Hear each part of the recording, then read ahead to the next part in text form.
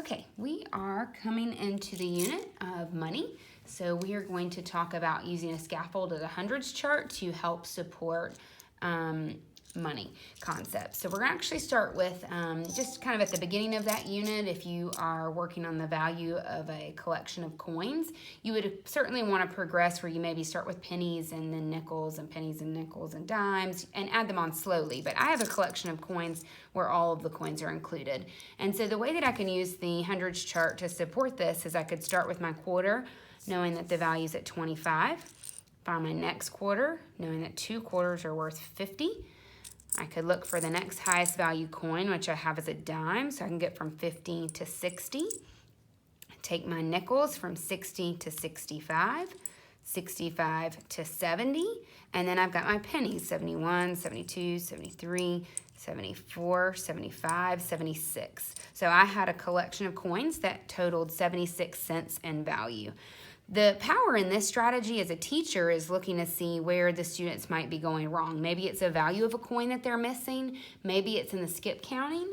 So it allows you to see their thinking and make it visible. We can't live here though. So we're just looking at this as a scaffold. We would eventually need to count money without using the hundreds chart. So let's shift gears now. We've learned how to count the collection and the value of a collection of coins. Now let's look at how we're going to solve money problems. So if we've got money problems where we're adding or subtracting values of cents, we could use this hundreds chart to support those concepts. So if I think I have 23 cents and I'm going to add on 32 cents, I could choose to start at 32 or 23. But whichever one I choose to start at, I'm going to add that amount on.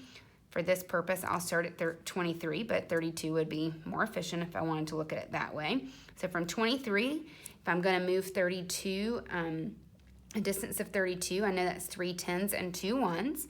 So 3 tens would be 10, 20, 30, 31, 32, which would get me a sum of 55. So I could use this to help solve with addition, and then let's look at it with subtraction. I could start at 77, and I could go back 23, 10, 20, 21, 22, 23. We're just showing this as another strategy to help support addition and subtraction. You've already shown the base 10 blocks and the place value strategy, number line, and decomposing. So this is just one more tool that can help students add and subtract. Again, they can't use this for the whole year, so we would have to get them off the scaffold of a hundreds chart, and we would eventually want them using those concepts to draw. So if I take 23, I could visualize a hundreds chart. If I have 23 to go up 30, I know that 10 would be 33, 20 would be 43, and 30 would be 53. So I've gone my 30. And I know I have 2 left, and so if I visualize my hundreds chart 54, 55, so I know that my sum would be 55.